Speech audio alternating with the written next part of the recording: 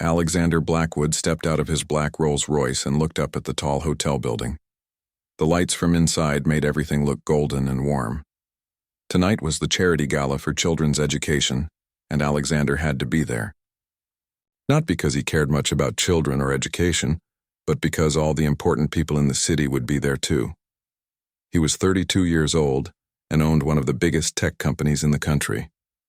People called him a billionaire, and they were right. Alexander had more money than most people could dream of. He lived in a huge house with 20 rooms, owned 5 cars, and could buy anything he wanted. But tonight, like most nights, he felt bored. Alexander walked through the hotel doors and people immediately turned to look at him. He was tall with dark hair and wore an expensive black suit that cost more than most people made in a month. His shoes were made in Italy, and his watch cost as much as a small house. "Alexander, there you are," called out James Morrison, one of his business friends. James hurried over with his wife Sarah. Both of them had big smiles on their faces. "Hello, James, Sarah," Alexander said in his usual cold voice. He shook James's hand but did not smile back. "This is going to be a wonderful evening," Sarah said excitedly. "They say they will raise over $2 million tonight for the schools." Alexander nodded but did not really listen. He looked around the big room filled with rich people in fancy clothes. Everyone was talking and laughing, holding glasses of expensive wine. Long tables covered with white cloth held fancy food that most people had never heard of. "Come on, let's get some drinks," James suggested, leading them toward the bar. As they walked through the crowd, Alexander heard something that made him stop. It was music. Piano music. Someone was playing a piano somewhere in the room, but it was so soft that most people probably did not notice it over all the talking and laughing. Alexander looked around until he found where the music was coming from. In a corner of the room, far from where most people were standing, sat a young woman at a black grand piano. She was playing quietly, her fingers moving gently over the keys. She wore a simple black dress that looked nice but not expensive like the clothes everyone else was wearing. "Who is that?" Alexander asked, pointing toward the piano. James looked over and shrugged. "Oh, that's just the entertainment. They hired some musician to play background music. Pretty girl, though, isn't she?" Alexander studied the woman more carefully. She was indeed pretty, with long dark hair that fell around her shoulders as she played. She looked young, maybe in her mid-20s. Her face was calm and peaceful as she focused on the music.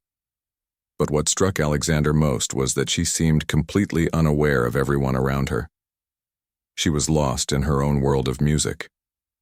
"She's probably some poor student trying to make money," said Richard Wellington, another businessman who had joined their group. "These charity events always hire cheap musicians. They probably pay her a few $100s for the whole night." The men all laughed at this, but Alexander kept watching the piano player. Something about her bothered him, though he could not say what it was. "I bet she's hoping some rich guy will notice her," added Marcus Klein, sipping his wine. "That's probably why they put her in the corner like that. Easy to ignore if you want to, but there if you need some background noise." Alexander felt a strange urge to prove these men wrong, though he was not sure why. Maybe it was the wine he had been drinking, or maybe it was just his natural need to be the center of attention. Whatever it was, he suddenly felt like making a scene. "Watch this," he said to his friends with a nasty smile.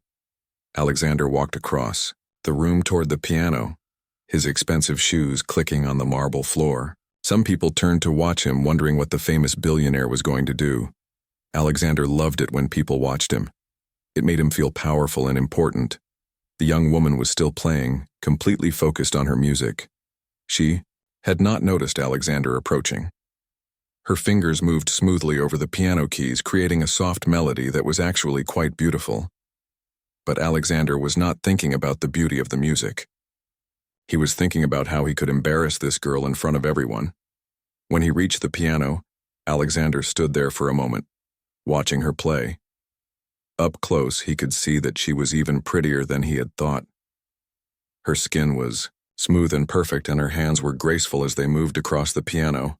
She wore no jewelry except for small silver earrings that caught the light when she moved her head. Alexander cleared his throat loudly, but the woman did not look up. She continued playing as if he was not there. This annoyed Alexander even more. He was used to people paying attention to him immediately. He was Alexander Blackwood, after all. Everyone knew who he was. "Excuse me," he said in a loud voice that carried across the room. Several people nearby stopped talking and turned to look. The woman finally looked up at him. Her eyes were dark brown and very calm.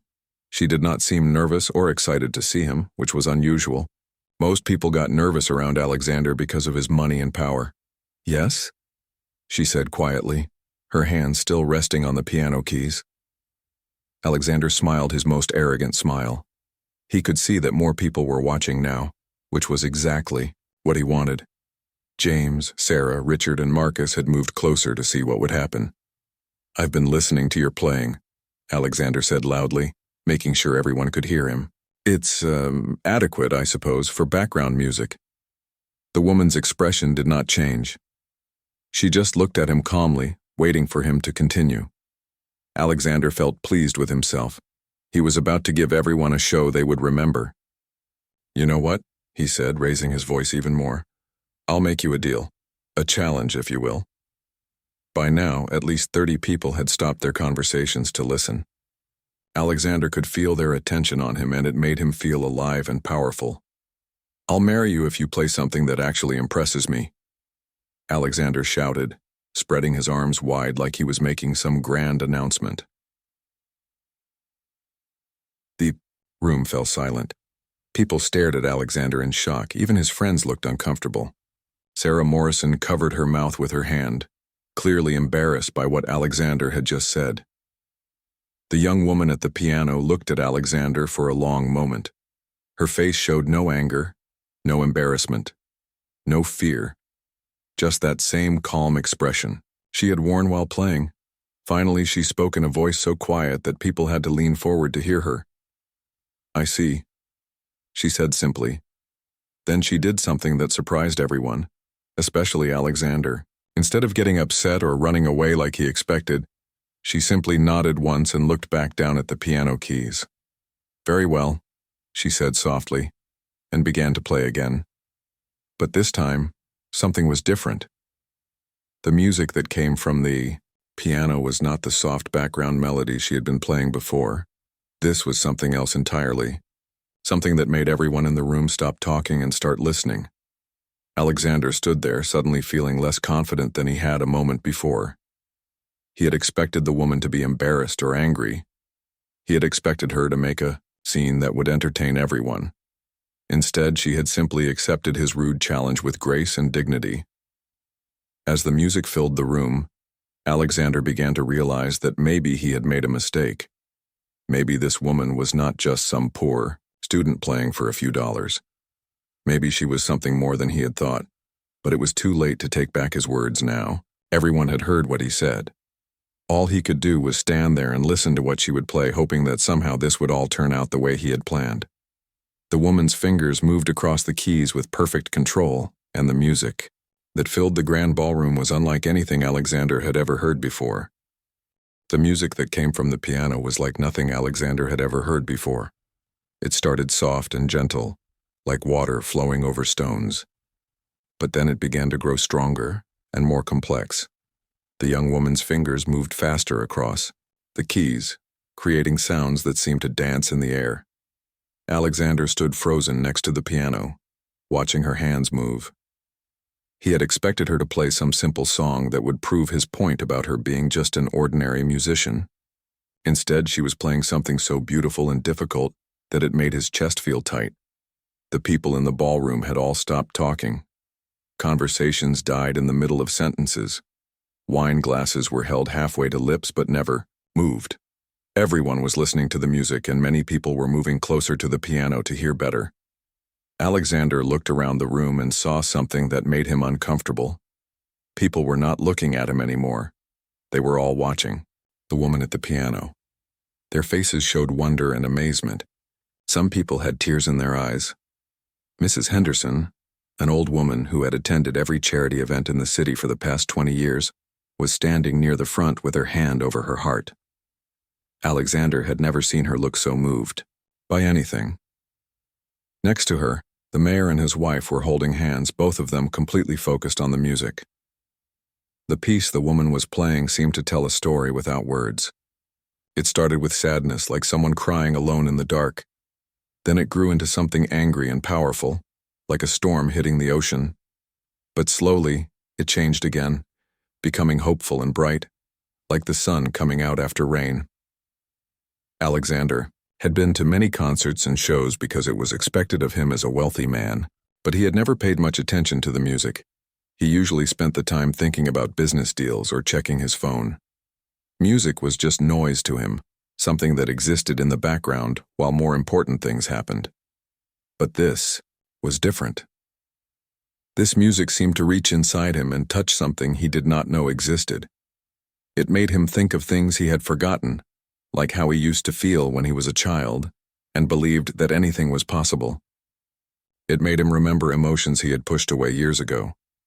The woman played for 15 minutes, but it felt like both forever and no time at all. Her piece took the listeners through every possible feeling. Joy, sadness, fear, hope, love, anger. Everything was there in the music. And through it all, her face remained calm and peaceful, as if she was just having a quiet conversation with the piano. Alexander realized that people around the room were crying. Not just one or two people, but many of them. Tough businessmen, who never showed emotion, had tears running down their faces. Society women who cared more about their makeup than anything else were dabbing at their eyes with handkerchiefs. Even Alexander felt strange. His throat felt tight and his eyes were burning in a way they had not since he was very young. He blinked several times, trying to make the feeling go away. Alexander Blackwood did not cry. He had not cried since he was 12 years old.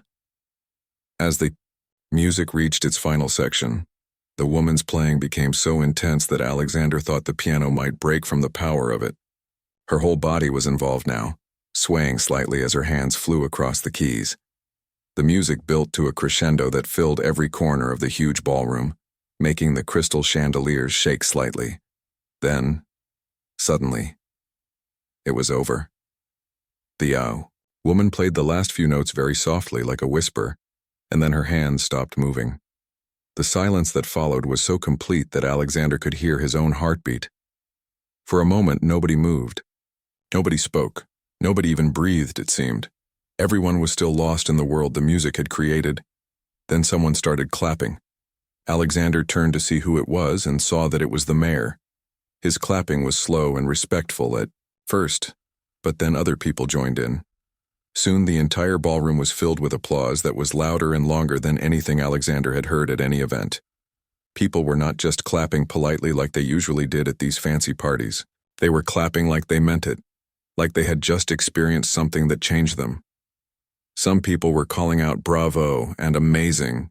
The applause went on for several minutes, and during that time, Alexander stood next to the piano, feeling smaller and smaller. The young woman stood up from the piano bench and curtsied gracefully to the crowd. She did not smile or wave like most performers did. She just gave a respectful bow and waited for the applause to end. When it finally became quiet again, she turned to look at Alexander. Her dark eyes met his, and for a moment he felt like she could see right through him to all the ugly thoughts and feelings he kept hidden inside.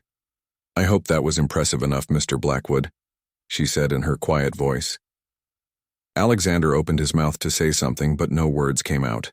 He felt like a man who had just realized he was standing naked in front of hundreds of people. Everyone was looking at him, waiting to see what he would do next. He wanted to say that yes, it was impressive. He wanted to apologize for being rude. He wanted to ask her name and where she had learned to play like that. But his pride would not let him. Alexander Blackwood did not apologize to people, especially not in front of a crowd. It was adequate, he managed to say, but his voice sounded weak even to himself. The woman looked at him for another moment, and Alexander thought he saw something like pity in her eyes. That made him feel even worse than he already did. "Thank you for listening," she said to him, and then she turned to address the crowd. "Thank you all for your kind attention. I hope you enjoy the rest of your evening." She began to walk away from the piano, moving through the crowd toward the exit. People tried to stop her to talk, to ask her questions, to compliment her playing, but she just smiled politely and kept walking. Alexander watched her go, feeling panic rise in his chest. He had just met someone truly special and he had insulted her. Worse than that, he had done it in front of hundreds of people who had all just witnessed her incredible talent. "Wait," he called out, starting to follow her through the crowd. But the woman did not stop. She walked faster, and soon Alexander lost sight of her in the sea of people who were all trying to talk to him about what had just happened. "Alexander, that was incredible." James Morrison grabbed his arm. "Do you know who that was? Where did they find her?" "I've never heard anything like that in my life," added Richard Wellington. "She must be famous. Nobody plays like that without being world-class." "You should really apologize to her," Sarah Morrison said firmly. "What you said was very rude, and after hearing her play it was also very foolish." Alexander pulled away from his friends and pushed through the crowd, looking for the woman in the black dress. He checked the bar area, the food tables, even the bathrooms. But she was gone. It was as if she had vanished into thin air. He ran, outside to the hotel entrance, but the doorman said he had not seen anyone matching her description leave. Alexander described her over and over, but the doorman just shook his head. "Sorry, Mr. Blackwood," the doorman said. "I've been out here all evening, and I haven't seen any young lady in a black dress leave the building." Alexander went back inside, but the woman was definitely gone. He spent the rest of the evening asking people if they knew who she was, but nobody had any answers. The event organizers said they had hired her through an agency, but when Alexander called the agency the next day, they said they had no record of sending anyone to the charity gala. For the first time in many years, Alexander went to bed that night thinking about someone other than himself. He could not get the image of the woman at the piano out of his mind. More than that, he could not stop hearing the music she had played. It seemed to follow him wherever he went. He had made a fool of himself in front of everyone, and he knew it, but worse than that, he had met someone who was clearly extraordinary, and he had treated her like she was nothing. The thought kept him awake most of the night. Alexander had always believed that money could buy anything and anyone, but for the first time, he had met someone who seemed completely unimpressed by who he was and what he owned. She had not asked for his phone number or tried to get his attention after she finished playing. She had simply done what she came to do and left. As he lay in his big, empty house, Alexander realized that the woman had given him something he had never experienced before, a challenge he could not buy his way out of, and a mystery that his money and power could not solve. Alexander woke up the next morning with the piano music still playing in his head. He had barely slept, and when he did sleep, he dreamed about the mysterious woman and her incredible performance. He could not remember the last time anyone or anything had affected him this much. After his usual breakfast, which he ate alone in his huge dining room, Alexander called his assistant, Jennifer. "I need you to find someone for me," he told her over the phone. "Of course, Mr. Blackwood." "What information do you have about this person?" "She's a piano player. Young woman, maybe 25 years old. Long dark hair, brown eyes. She played at the charity gala last night." "I'll contact the event organizers right away," Jennifer said efficiently. But when Jennifer called back an hour later, she had bad news. "The organizers say they hired their entertainment through Melody Music Agency, but when I called the agency, they have no record of sending anyone to that event. They say all their musicians were booked for other jobs last night." Alexander felt frustrated. How could someone just disappear like that? "Try other agencies in the city," he ordered. For the rest of the week, Jennifer called every music agency, talent company, and entertainment business in the city. None of them had any record of the woman from the charity gala. It was as if she did not exist. Alexander tried a different approach. He hired Marcus Security, the best private investigation company in the city. He had used them before to check on business partners and competitors. "I want you to find a woman," he told Tony Marcus, the company owner. "She was playing piano at the Children's Education Charity Gala last Thursday at the Grand Hotel." "Do you have a name?" Tony asked. "No, but I have a description." Alexander told Tony everything he remembered about the woman. "No problem, Mr. Blackwood. We'll check the hotel security cameras and talk to everyone who was there. Give me a week." But a week later, Tony called with disappointing news. The hotel's security cameras were having problems that night, Tony explained. Half of them weren't working, and the ones that were working don't show the piano area clearly. We've talked to dozens of people who were at the event, but nobody knows who the piano player was. Most people assume she was hired entertainment, but nobody actually saw her arrive or leave. Alexander was becoming obsessed. He could not stop thinking about the woman and her music. He found himself humming the melody she had played. Even though he had never been interested in music before, he started going to piano concerts and shows around the city hoping to find her. He sat through boring classical music performances, modern jazz shows, and even amateur student recitals. But none of the pianists were her, and none of them played with the same incredible skill and emotion. Alexander's friends noticed the change in him. At business lunches and social events, he seemed distracted and distant. He would ask people if they knew any talented piano players, which was very unusual behavior for him. "What's wrong with you lately?" James Morrison asked one day, when they were having lunch at an expensive restaurant. "You haven't been yourself since that charity gala." "Nothing's wrong," Alexander lied. "I'm just busy with work." But James was not fooled. "This is about that piano girl, isn't it? You've been obsessed with finding her ever since that night." Alexander did not answer, but his expression told James everything he needed to know. "Maybe she doesn't want to be found," James suggested. "Maybe she left town. Maybe she was just visiting from somewhere else." The thought that the woman might have left the city made Alexander feel panic. He hired 2 more private investigation companies and told them to expand their search to other cities. Meanwhile, the woman Alexander was looking for was living her normal life just 15 minutes away from his office. Her name was Maya Chen, and she was indeed a piano player, but not the kind Alexander imagined.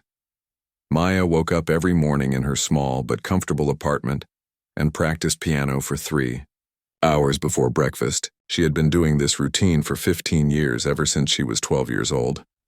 The apartment had excellent soundproofing because Maya's neighbors were used to hearing beautiful music at all hours. After practice and breakfast, Maya usually went to rehearsal with the City Philharmonic Orchestra, where she worked as the principal pianist. She had held this position for 3 years and was highly respected by her fellow musicians. Maya was indeed 26 years old, just as Alexander had guessed.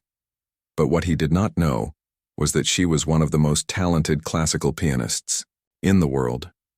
She had won international competitions, performed in famous concert halls in Europe and Asia, and had recordings that were sold in music stores around the globe. The reason Alexander could not find any information about her was simple. Maya Chen performed under a stage name when she did her big concerts and recordings. Her professional name was Maya Lin, and under that name she was quite famous in the classical music world. But Maya also had a secret hobby. Sometimes, when she wanted to remember why she fell in love with music in the first place, she would perform small, quiet concerts at charity events or local venues. She would use her real name and dress simply, without any of the glamour of her professional performances. These small shows helped her stay connected to the pure joy of making music. The charity gala had been one of these private performances. Maya had volunteered to play background music because she believed in the cause of children's education.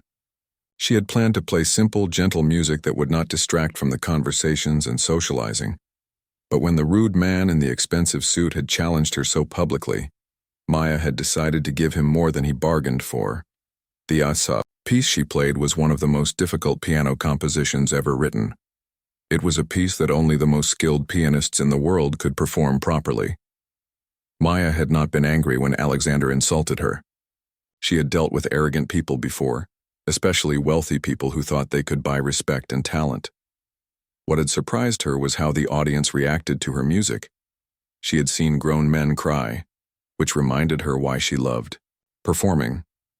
After the gala, Maya had gone home and forgotten about the incident. She did not know that Alexander was searching for her all over the city. She did not know that he had hired private investigators or that he was attending every piano concert in town. But Maya's manager, Linda Rodriguez, had started hearing strange rumors. Other musicians and event organizers were telling her that A rich businessman was asking questions about a mysterious piano player. Someone is looking for a young woman who played piano at a charity event, Linda told Maya one afternoon when they were having coffee together. The description sounds like it could be you. What kind of someone? Maya asked, though she was starting to suspect she knew the answer. A very wealthy man named Alexander Blackwood. Apparently he's been asking everyone in the city about a piano player from the Children's Education Charity Gala. Maya almost laughed. That's the man who challenged me to impress him. I played Liszt's La Campanella for him. Linda's eyes went wide. You played La Campanella at a charity gala? Maya, that's one of the hardest pieces ever written. He said he would marry me if I played something impressive, Maya explained with a smile. I thought I should give him what he asked for. And now he's desperately trying to find you, Linda said. This is actually quite romantic. Maya shook her head. It's not romantic. He was rude and arrogant. He assumed I was just some poor girl playing for tips. But maybe he's realized his mistake, Linda suggested. Maybe that's why he's looking for you. Maya thought about this while she practiced that evening. She had to admit she was curious about why Alexander was searching for her so desperately. Had her performance really affected him that much? Or was this just his pride being hurt because someone had disappeared without giving him the attention he expected? Over the next few days, Maya heard more stories about Alexander's search. He had been to every music school and conservatory in the city. He had attended amateur piano recitals and student concerts. He had even been asking waiters and hotel staff if they knew any talented piano players. Maya began to feel a little sorry for him. Clearly, the music had touched him in some way, even if he was too proud to admit it.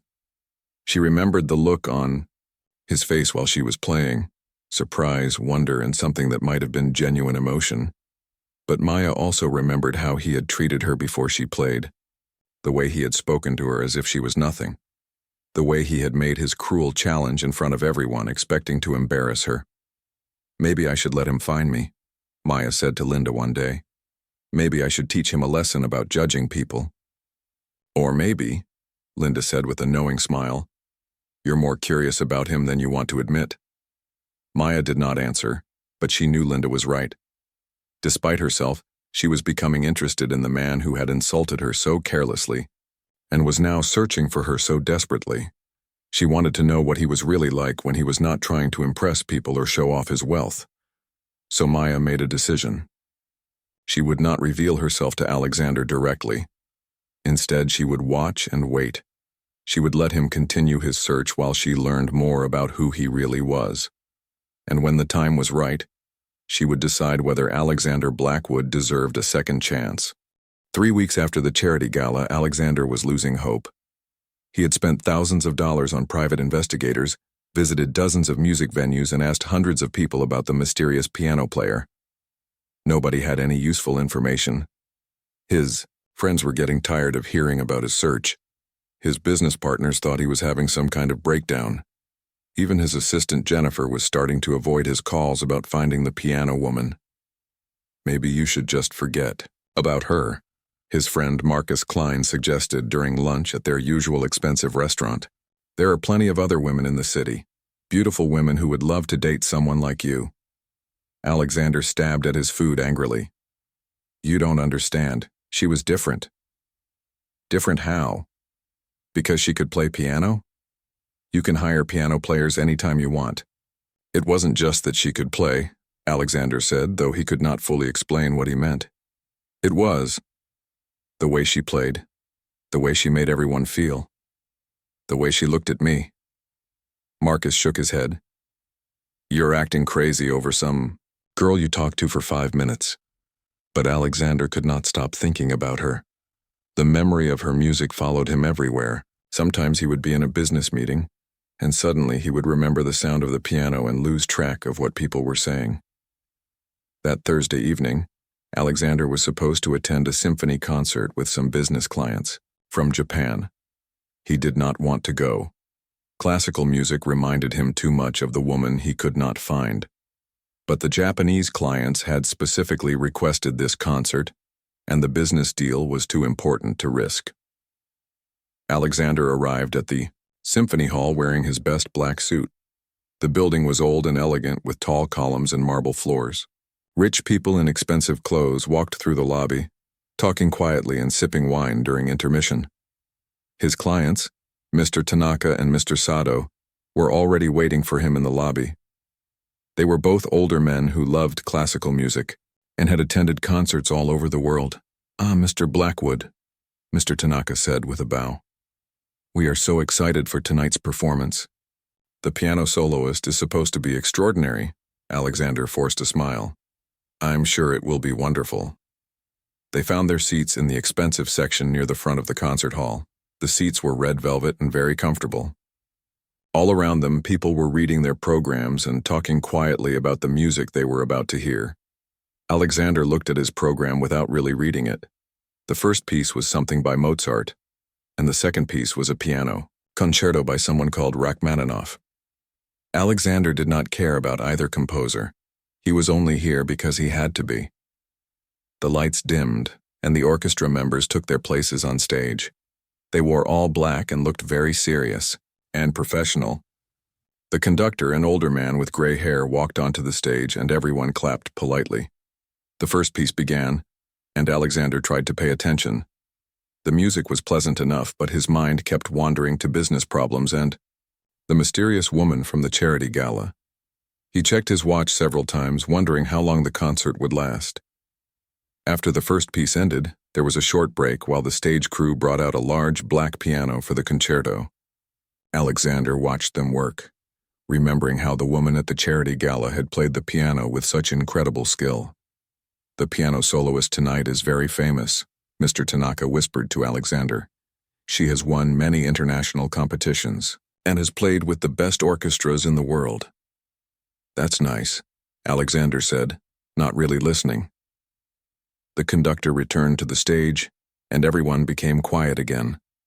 He raised his hands, and the orchestra began playing the opening of the piano concerto. The music was dramatic and powerful, very different from the gentle piece the mystery woman had started with at the charity gala.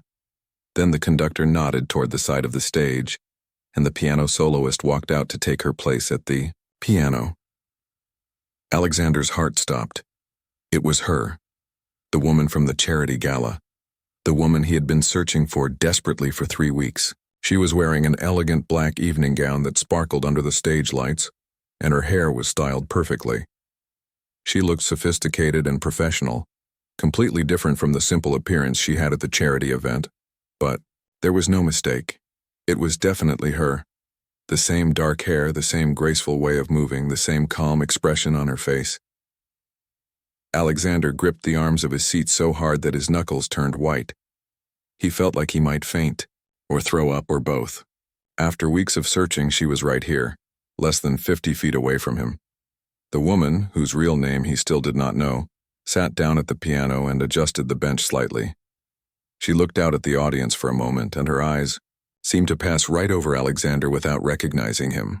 Then she placed her hands on the keys and began to play. The music that came from the piano was even more incredible than what she had played at the charity gala. This was a full concerto, which meant she was playing along with the entire orchestra. The piece required tremendous skill and stamina, and she handled it perfectly. Alexander forgot about his business clients. He forgot about the important deal they were trying to make. He forgot about everything except the woman on stage and the music she was creating. For 45 minutes she played with the orchestra, and Alexander watched every moment. He saw how she communicated with the conductor through subtle glances. He saw how her body moved with the music, sometimes gentle, sometimes powerful. He saw the complete focus and dedication in her face. When the concerto ended, the audience gave her a standing ovation that lasted for several minutes. People were shouting "Bravo" and throwing flowers onto the stage. Alexander stood and clapped, along with everyone else, but he felt numb with shock.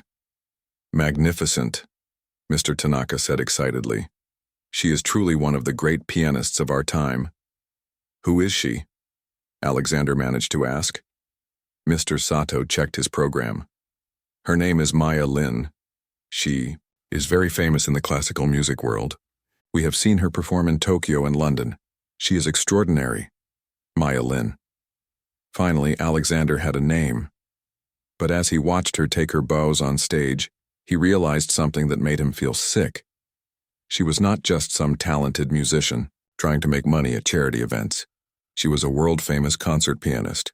She was someone truly special, someone at the very top of her profession, and he had treated her like she was nothing. Alexander remembered his words from the charity gala. "I'll marry you if you play something that actually impresses me." He had said it loudly in front of everyone, as if she should be grateful for his attention. He had assumed she was just a poor girl playing for tips. But she was Maya Lin. She was famous around the world. She had probably played for kings and presidents. And he had insulted her. Alexander felt smaller and more embarrassed than he had ever felt in his life. After the concert ended, people began leaving the hall, talking excitedly about the performance. But Alexander did not move from his seat. He was trying to figure out what to do next. "Mr. Blackwood, are you all right?" Mr. Tanaka asked with concern. I need to do something," Alexander said. "Can you excuse me for a moment?" Before his clients could answer, Alexander was pushing through the crowd trying to get to the backstage area. He had to talk to her. He had to apologize and explain that he had not known who she was. But when he reached the backstage entrance, a security guard stopped him.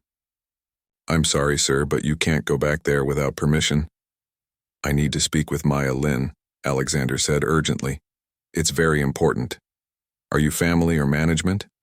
"No, but then I can't let you through. If you'd like to meet Miss Lin, you can try waiting by the stage door outside. Sometimes she signs autographs for fans." Alexander hurried outside to the stage door, where a small crowd of people was already waiting. These were serious classical music fans, people who knew all about Maya Lin and her career. They had programs and photographs for her to sign. Alexander felt out of place among these music lovers. He did not have anything for her to sign, and he was not sure what he would say to her if he got the chance. After about 20 minutes, the stage door opened, and Maya Lin came out. She was still wearing her concert gown and looked even more beautiful up close. She smiled warmly at the waiting fans and began signing autographs and taking photographs. Alexander watched from the back of the small crowd, trying to work up the courage to approach her. What could he possibly say? How could he explain his behavior at the charity gala? As Maya worked her way through the crowd, she looked up and saw Alexander standing there. For just a moment, their eyes met, and Alexander saw recognition in her face. She remembered him. But instead of looking angry or upset, Maya looked amused. There was a slight smile on her lips as if she found something funny about seeing him there. When she finished with the other fans, Maya walked over to where Alexander was standing. The crowd had mostly dispersed, leaving them relatively alone, on the sidewalk. "Hello, Mr. Blackwood," she said in that same calm voice he remembered from the charity gala. You know my name," Alexander said stupidly. "Of course I know your name. You're quite famous in this city." Maya tilted her head, slightly. "I have to say I'm surprised to see you at a classical music concert." Alexander barely slept that night. He kept thinking about seeing Maya again and wondering what he should say to her. He had never felt nervous about having dinner with a woman before. But this was different. Maya was different. The next morning, Alexander called his assistant Jennifer and told her to cancel all his meetings for the day. He needed time to prepare for the most important dinner of his life. "Are you feeling sick, Mr. Blackwood?" Jennifer asked, concerned. Alexander never canceled business meetings unless he was very ill. "No, I'm fine. I just have something important to take care of." Alexander spent the day doing things he had never done before. He went to a bookstore and bought books about classical music, trying to learn about the composers and pieces that Maya performed. He practiced having conversations in his head, thinking of intelligent questions to ask her about her career. He also spent 2 hours choosing what to wear.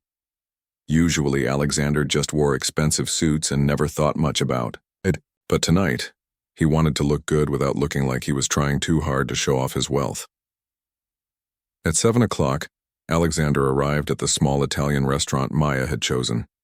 It was nothing like the fancy places Alexander usually ate. The tables were close together, covered with red checkered tablecloths. The walls were decorated with old photographs and paintings of Italy. It was cozy and warm, the kind of place where people came to enjoy good food and good conversation. Maya was already there, sitting at a corner table. She wore a simple blue dress and had her hair pulled back in a neat ponytail. Without her concert makeup and elegant gown, she looked younger and more approachable. But she was still the most beautiful woman Alexander had ever seen. "Thank you for coming," Alexander said, as he sat down across from her. "Thank you for asking," Maya replied. "I have to admit I was curious to see if you would actually show up."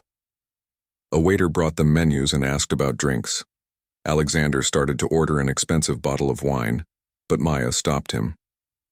"Just water for me, please," she said to the waiter. Then she looked at Alexander. "I don't drink alcohol before I have to practice tomorrow morning." "Of course," Alexander said quickly. "2 waters, please." When the waiter left, Alexander and Maya sat in silence for a moment. Alexander was not sure how to begin the conversation he had been planning all day. "So," Maya said finally, "you said you've been looking for me. How long?" Alexander felt embarrassed. 3 weeks. I hired private investigators. I went to every music venue in the city. I asked hundreds of people if they knew who you were." Maya laughed, and the sound was as beautiful as her piano playing.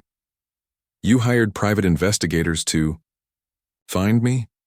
That seems like a lot of trouble for someone you insulted at a charity gala." "I know it sounds crazy," Alexander admitted, "but I couldn't stop thinking about that night, about your music, about how I treated you. And what did you think about how you treated me?" Alexander took a deep breath. This was the conversation he had been dreading and looking forward to at the same time. "I was horrible to you," he said, honestly. "I was rude, arrogant, and completely inappropriate. I made assumptions about who you were without knowing anything about you. I treated you like you were somehow beneath me, which was wrong even if you had been exactly who I thought you were." Maya nodded, listening carefully to his words. "But the worst part," Alexander continued, "is that I did it in front of all those people. I embarrassed you publicly because I wanted to entertain my friends and show off. That was cruel." "Yes, it was," Maya agreed. "Why do you think you behaved that way?" Alexander had been asking himself the same question for weeks. I think I've gotten used to people treating me a certain way because of my money. People are usually impressed by me, or they want something from me. When you didn't seem to notice or care who I was, it bothered me. So I tried to make you notice me in the worst possible way.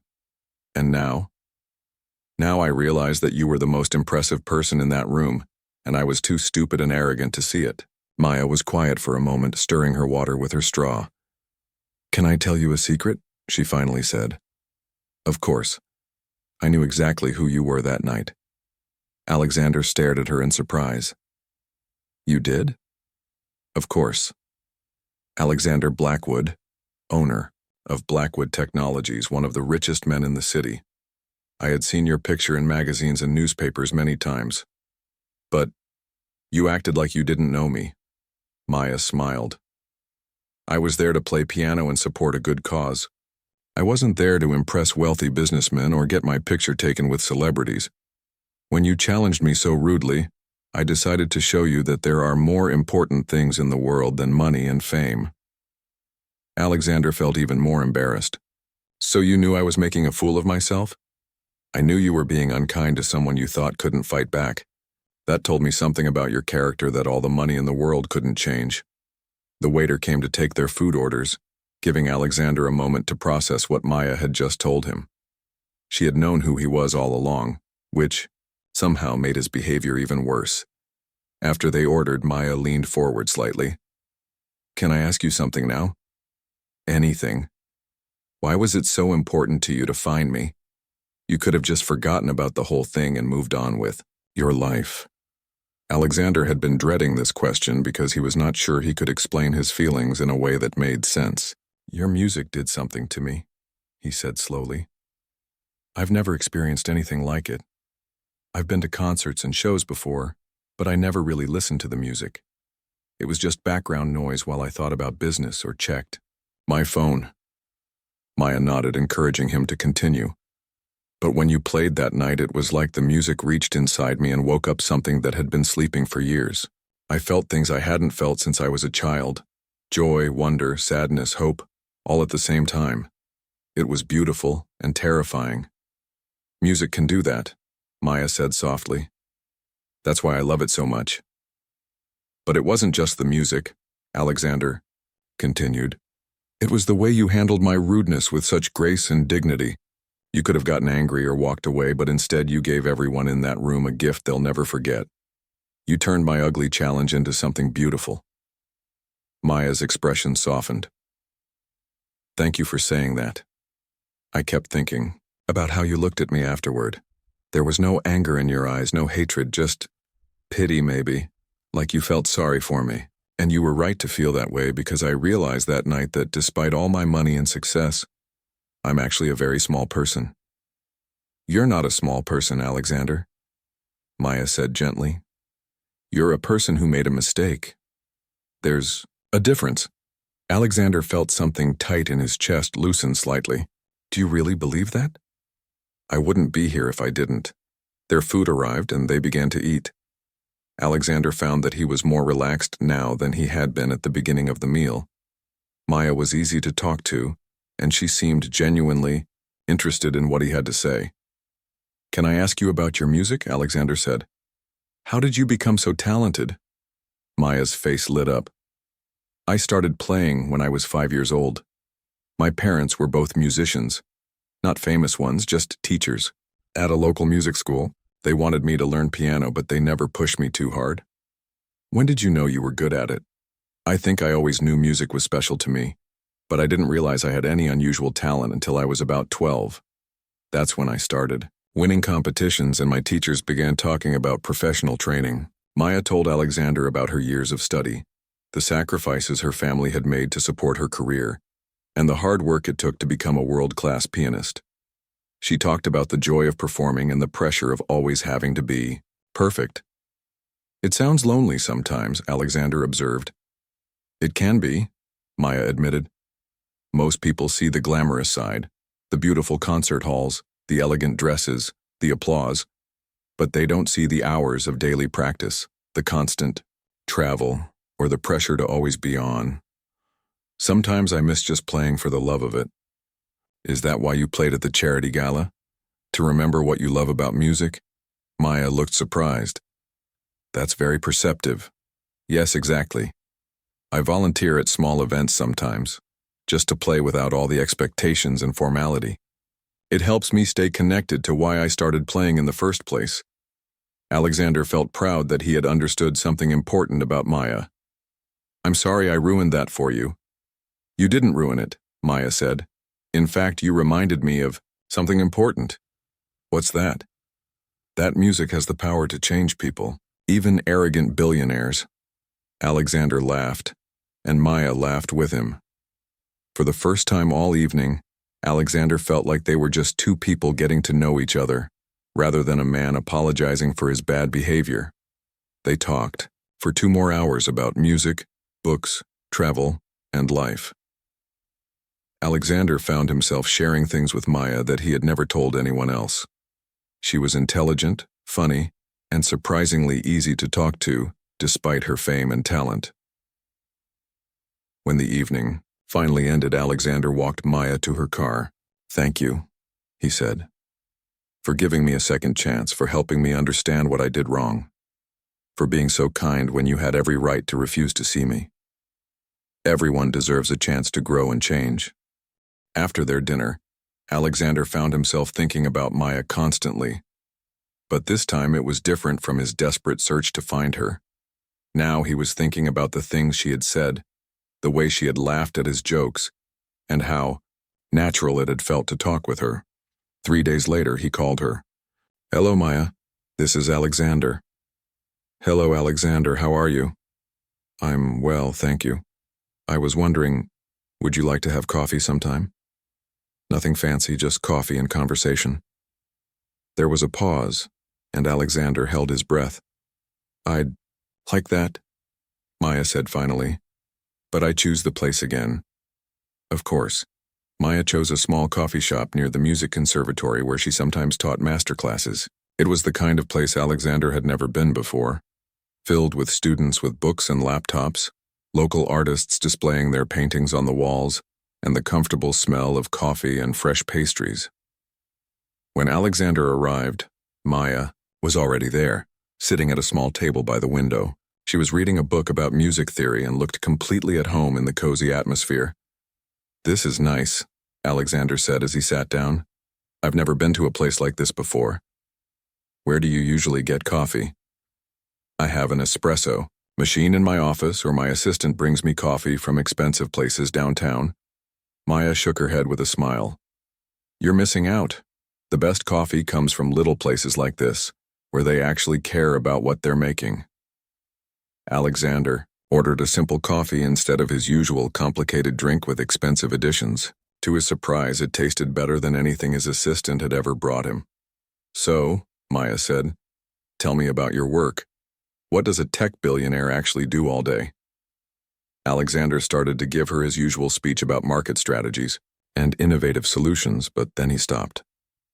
Maya was looking at him with genuine curiosity, not the fake interest people usually showed when they wanted something from him. "Honestly," he said, "most days I sit in meetings where people tell me things are going well, or I review reports about how much money we're making. It's not as exciting as people think." "Do you enjoy it?" Alexander had never been asked that question before. I'm good at it. I built the company from nothing and now it's worth billions. That feels like an accomplishment." "But do you enjoy it?" Alexander thought for a moment. "I used to, when the company was small and I was solving real problems and creating new things. But now," he trailed off, "but now I spend most of my time managing other people and thinking about money. I can't remember the last time I actually created something or solved a problem myself." Maya nodded thoughtfully. "That sounds lonely." "It is lonely," Alexander admitted, surprising himself with his honesty. "I'm surrounded by people all day, but most of them either want something from me or are afraid of me. Real conversations are rare." "Is that why you were so aggressive at the charity gala? Because you're used to people treating you differently?" Alexander considered this. "Maybe. When you didn't react to me the way most people do, it bothered me. I'm used to people either fawning over me or being intimidated by me.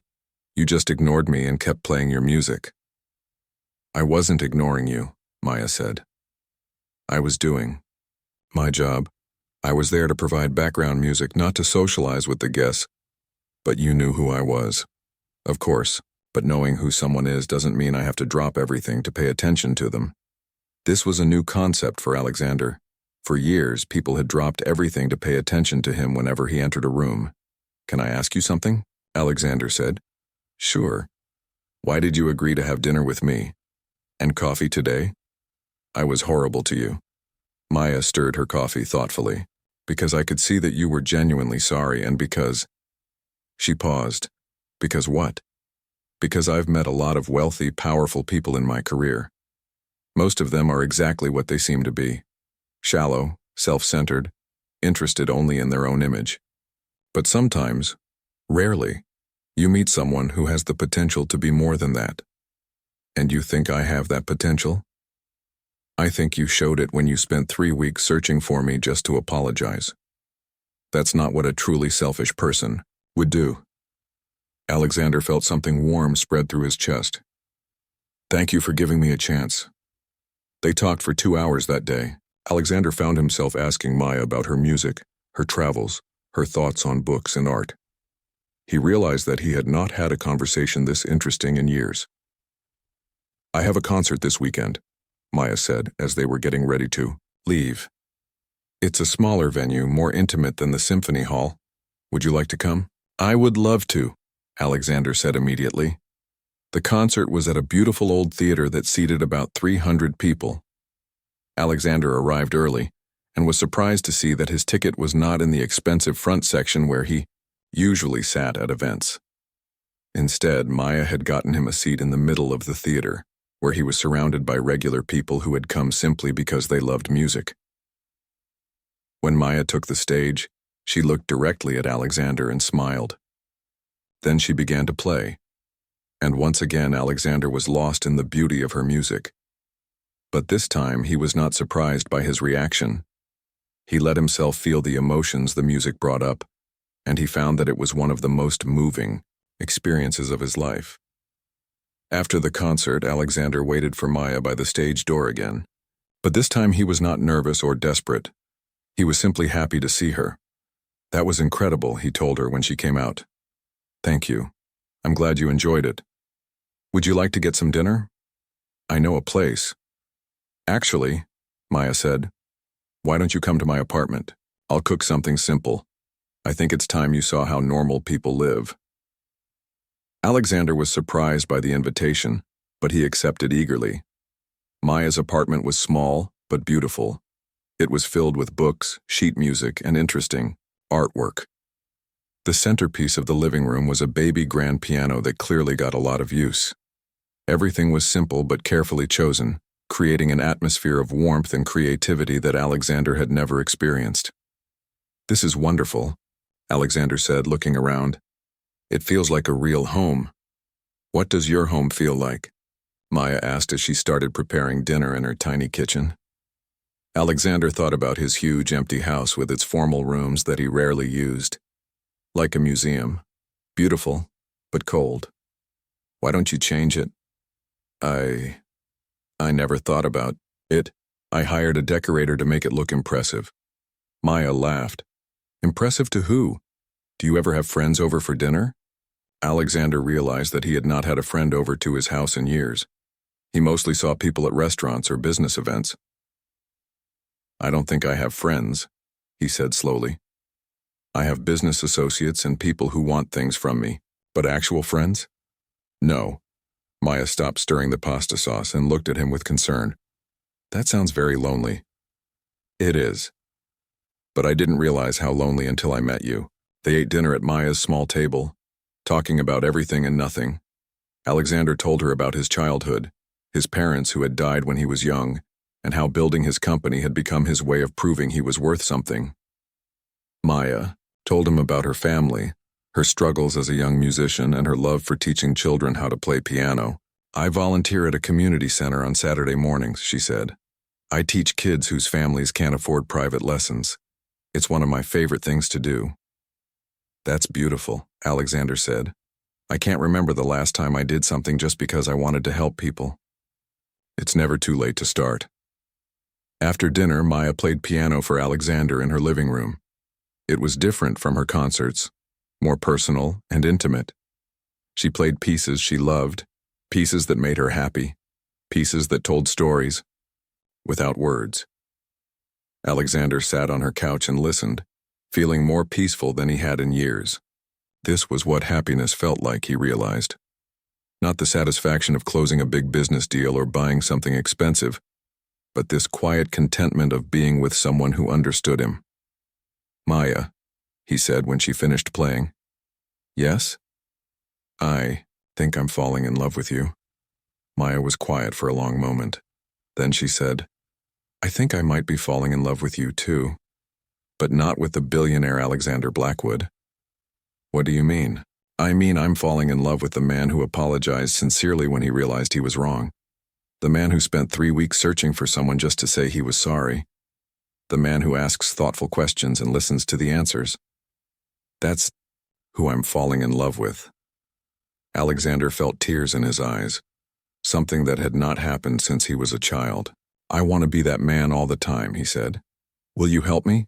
Maya smiled and moved to sit next to him on the couch. "I think you're already becoming that man. You just need to trust yourself." As they sat together in the soft light of Maya's apartment with the piano silent but still holding the echo of beautiful music, Alexander felt like his real life was finally beginning. For the first time in years, he was not thinking about money or business or impressing anyone. He was just thinking about how lucky he was to have found someone who saw the best in him and believed he could become the person he wanted to be. And, for the first time in his adult life, Alexander was truly happy. Over the next few months, Alexander and Maya spent more and more time together. Alexander found himself changing in ways he had never expected. He started visiting Maya at the community center where she taught children, and he was amazed by her patience and kindness with the young students. "Miss Maya, listen to this." A 7-year-old girl named Sophie called out one Saturday morning. She played a simple melody on the old piano with obvious pride. "That was beautiful, Sophie," Maya said warmly. "You've been practicing, haven't you?" Alexander watched from the corner of the room as Maya worked with each child individually. Some of them could barely reach the piano keys. Others were teenagers who came to the center after school. All of them looked at Maya with love and respect. "Mr. Alexander," Sophie said, noticing him watching. "Do you play piano too?" "No, I don't," Alexander admitted. "But I'm learning to appreciate it." "Miss Maya is the best teacher in the whole world," Sophie said seriously. "She says music makes everything better." After the lesson, Alexander and Maya walked through the neighborhood around the community center. It was not a wealthy area. Many of the buildings were old and needed repairs, and some of the businesses had closed down. But Alexander noticed things he had never seen before: families spending time together in small parks, neighbors helping each other carry groceries, children playing games in the street. "I drive through neighborhoods like this sometimes," Alexander said, "but I never really looked at them before." "What do you see now?" Maya asked. "People living real lives, community, things that matter more than money." Maya smiled. "You're learning." That afternoon, Alexander made a decision that surprised even himself. He called his assistant Jennifer and told her he wanted to make an anonymous donation to the community center. "How much, Mr. Blackwood?" Jennifer asked. "Enough to fix the roof, update the piano, and provide free music lessons for any child who wants them for the next 10 years. Jennifer was quiet for a moment. "That would be several $100,000, sir." "I know. Set it up so they never know where the money came from." When Alexander told Maya what he had done, she threw her arms around him. "That will change so many children's lives," she said with tears in her eyes. "It feels good to use money for something that actually matters," Alexander said, realizing it was true. As their relationship deepened, Alexander continued to change in other ways too. He started treating his employees better, asking about their families and their lives outside of work. He stopped interrupting people in meetings and began actually listening to their ideas. He even started eating lunch in the company cafeteria sometimes instead of having expensive meals brought to his office. "You seem different lately, Mr. Blackwood," his assistant Jennifer commented one day. "Happier." "I am happier," Alexander said. "I'm learning what's really important in life." Maya was changing too, but in smaller ways. She started accepting more invitations to social events, knowing that Alexander would be there to share them with her. She enjoyed introducing him to her musician friends and watching him learn to appreciate different types of music and art. "He's not what I expected," Maya's friend and fellow pianist Carlos said after meeting Alexander at a small dinner party. "When you told me you were dating Alexander Blackwood, I imagined someone cold and arrogant." "He used to be," Maya said honestly, "but people can change when they want to." One evening in early spring, Maya had a special performance at the children's hospital downtown. She had been volunteering there for years, playing for sick children and their families. Alexander had never seen this side of her work, so she invited him to come along.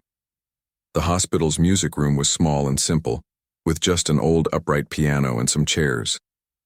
But when the children began gathering for Maya's performance, the room filled with excitement and joy. Alexander watched as Maya played gentle, cheerful songs for children who were too sick to play outside or go to school. Some of the children were very young, some were teenagers, some were in wheelchairs. Others had no hair from their medical treatments, but all of them smiled when Maya played. Between songs, Maya talked to the children, asking about their favorite colors and animals, then playing little melodies that reminded them of those things. She played Twinkle, Twinkle, Little Star for a 4-year-old boy, then transformed it into a complex, beautiful arrangement that made the adults in the room gasp with admiration. "Can you play something happy?" asked a girl who looked about 10 years old. "I'm going home tomorrow and I want to remember something happy from here." Maya played the most joyful, uplifting piece Alexander had ever heard. The melody bounced and danced, filling the room with hope and celebration. By the end, everyone was clapping and some people were crying happy tears.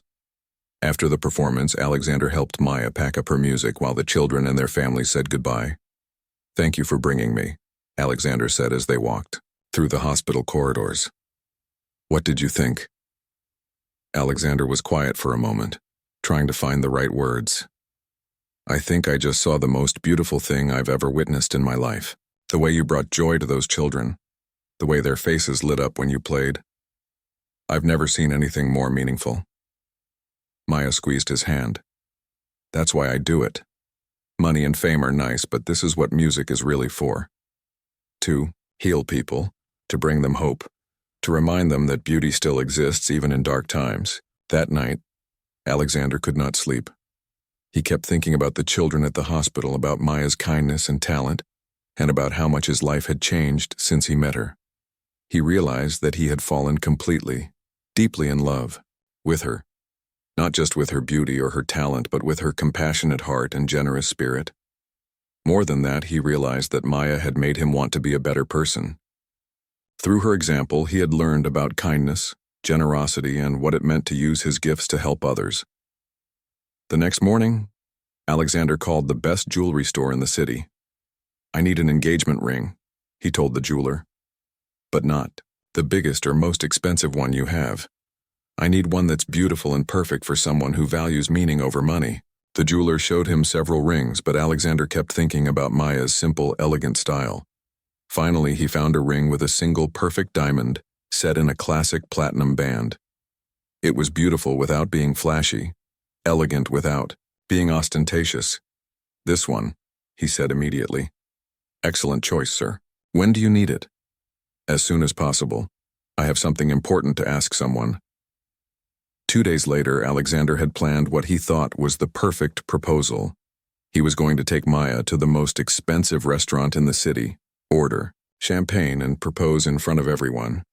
But then he remembered what Maya had taught him about what really mattered. Instead, he called Maya and asked if she would like to go back to the children's hospital with him. "Of course," she said, sounding surprised. "Are you sure? You seemed very moved by it the other time." "That's exactly why I want to go back." They arrived at the hospital on a quiet weekday afternoon.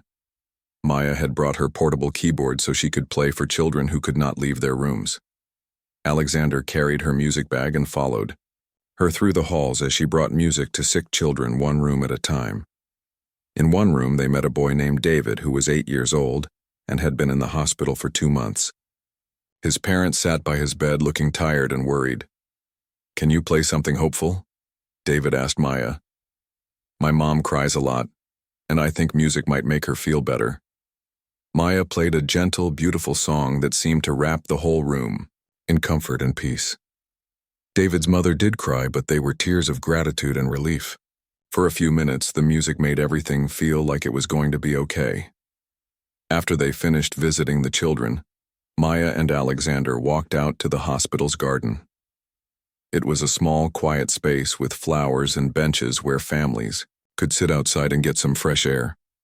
"Thank you for bringing me back here," Alexander said as they sat on a bench under a blooming cherry tree. "Thank you for wanting to come. It means a lot to me that you care about this part of my life." Alexander took Maya's hand and looked into her eyes. "Maya, there's something I need to tell you." "What is it?" "A few months ago, I was a selfish, arrogant man who thought money could buy anything and anyone. I treated people badly, including you. I thought I was important because I was wealthy and successful." Maya listened quietly, holding his hand. "But you changed everything for me. You showed me what real beauty looks like, what kindness means, what it feels like to care about something bigger than myself. You made me want to be worthy of knowing someone as wonderful as you." Alexander got down on one knee right there in the hospital garden, pulling out the ring box. "Maya Chen, I love you more than I knew it was possible to love anyone. I love your talent, your kindness, your strength, and your beautiful heart. I want to spend the rest of my life supporting your dreams, learning from your example, and trying every day to be the man you believed I could become." Maya covered her mouth with her free hand, tears streaming down her face. "Will you marry me?" Alexander asked. "Not because I'm rich or successful, but because I love you completely and want to build a life together based on love, respect, and shared values." 1 year later, Alexander and Maya stood at the altar in a beautiful but simple ceremony that perfectly reflected who they had become together. The wedding was held in the gardens of the Children's Hospital where Alexander had proposed with the hospital's permission and blessing. The guest list was unlike any wedding Alexander had ever attended. Yes, there were some business associates and wealthy friends, but there were also the children from Maya's community center classes, the young patients from the hospital who were well enough to attend, Maya's musician friends, and people from all walks of life who had become important to both of them. Sophie, now 8 years old, served as the flower girl and took her job very seriously. David, the boy from the hospital, was still receiving treatment but felt strong enough to attend and sat in the front row with his parents, beaming with excitement. Maya wore a simple but elegant white dress that allowed her to move freely. She had insisted on keeping the ceremony small and meaningful, rather than large and impressive. Alexander wore a classic black suit, but for the first time in years he was not thinking about how expensive his clothes were, or whether people were impressed by his appearance.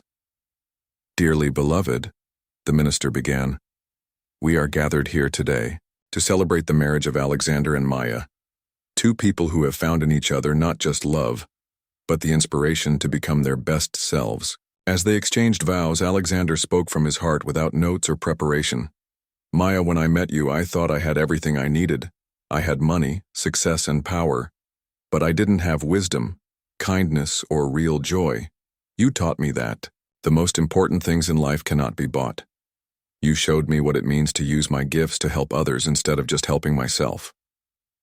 He paused, looking at the diverse group of people who had gathered to celebrate with them. "You made me understand that true wealth comes from the relationships we build, the love we give and receive, and the difference we make in other people's lives. I promise to spend the rest of my life being worthy of your love and following your example of kindness and generosity." Maya's vows were just as heartfelt. "Alexander, when we first met, I saw a man who was lost and didn't know it. But I also saw potential for something beautiful. Over this past year, I have watched you become the person I always believed you could be, not because I changed you, but because you chose to change yourself." She smiled at him through happy tears. "You have shown me that people can grow and transform when they have love and support. You have taught me that it's never too late to become better than we were yesterday. I promise to always believe in you, to support your dreams, and to build a life with you that brings joy to others as well as ourselves." When they kissed as husband and wife, the entire gathering erupted in cheers and applause. But the most touching moment came when Maya sat down at the piano that had been brought out for the ceremony. "I wrote this piece for Alexander," she announced to the crowd. "It tells the story of how we met and fell in love, and how love can transform everything." The music she played was unlike anything she had ever performed before. It started with a harsh, discordant melody that represented Alexander's arrogance and Maya's initial displeasure. But gradually the music softened and became more complex, weaving together two separate melodies that eventually joined in perfect harmony. As Maya played, Alexander stood beside the piano, remembering their journey from that first disastrous meeting to this perfect day. The music told their story better than words ever could. The conflict, the misunderstanding, the gradual recognition, the growing love, and finally, the complete harmony they had found together. When the piece ended, there was not a dry eye in the audience. Even Alexander's hardened business associates were moved by the beauty of the music and the love story it represented. The reception was held in the hospital's community room, decorated with simple flowers and filled with laughter, conversation, and more music. Instead of expensive catered food, they served dishes that represented both of their backgrounds, simple, delicious food that brought people together.